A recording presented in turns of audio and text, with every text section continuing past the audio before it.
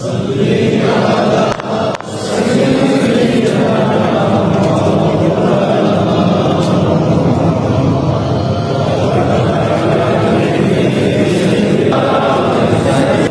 যারা এখানে উপস্থিত হয়েছি, আমরা অনেকেই রাজনীতি করি বাংলাদেশ জাতীয়তাবাদী দলের।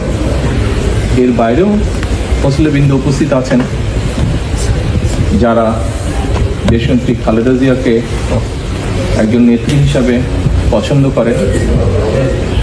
এর বাইরে যারা বিভিন্ন মাধ্যমে, ইন্টারনেটের মাধ্যমে দেখতে পাচ্ছেন, সকলের কাছে আমি অনুরোধ করব যে আমার মা দেশনেত্রী খালেদা জিয়া চিকিৎসার জন্য এসেছেন, তার সুস্থতার জন্য দয়া করে আপনারা দোয়া করবেন। একই সাথে আপনাদের কাছে আমার অনুরোধ থাকবে যে দেখুন, গত 5 তারিখের পরে, 5ই আগস্টের পরে 5 তারিখে যেই রাজনৈতিক পরিবর্তন হয়েছে বাংলাদেশে, তারপরে বাংলাদেশের মানুষ এমন একটি বাংলাদেশের প্রত্যাশা করছে যেখানে মানুষের অনেক কিছু প্রত্যাশা হয়তো পর্যায়ক্রমিকভাবে সাধারণ মানুষের যে চিন্তা ভাবনা দেশ নিয়ে, সেরকম একটি দেশ আমরা গঠন করতে সক্ষম হব। দেশ 1971 সালে বাংলাদেশের মানুষ, মুক্তিযোদ্ধারা যুদ্ধ করে স্বাধীন করেছেন। আপনাদের কাছে আমার অনুরোধ থাকবে যে আসুন, যেই বাংলাদেশ স্বাধীন করার জন্য যে মানুষগুলো জান কোরবান করেছেন, তাদেরকেও আমরা আমাদের দোয়ায় আজকে সামিল রাখব।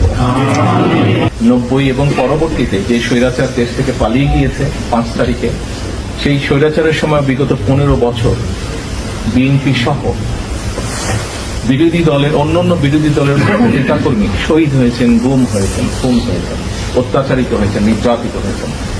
শুধু রাজনৈতিক কর্মী নয়, রাজনৈতিক কর্মীর বাইরেও বহু সাধারণ মানুষ বিভিন্নভাবে অত্যাচারিত, নির্যাতিত হয়েছে।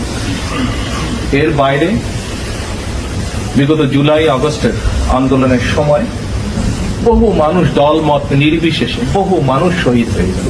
প্রায় 2000-এর মতন মানুষকে হত্যা করেছিল পালিয়ে যাওয়া যে স্বৈরাচার তারা। 30,000-এর মতন মানুষ বিভিন্নভাবে ইনজোর্ড হয়েছে, জখম হয়েছে। আসুন আমরা আজকে এই সকল শহীদ এবং সকল অত্যাচারিত, নির্যাতিত মানুষের জন্য হাত তুলে আল্লাহর দরবারে দোয়া করব, দল মত নির্বিশেষে, সে যে দলেরই হোক না কেন।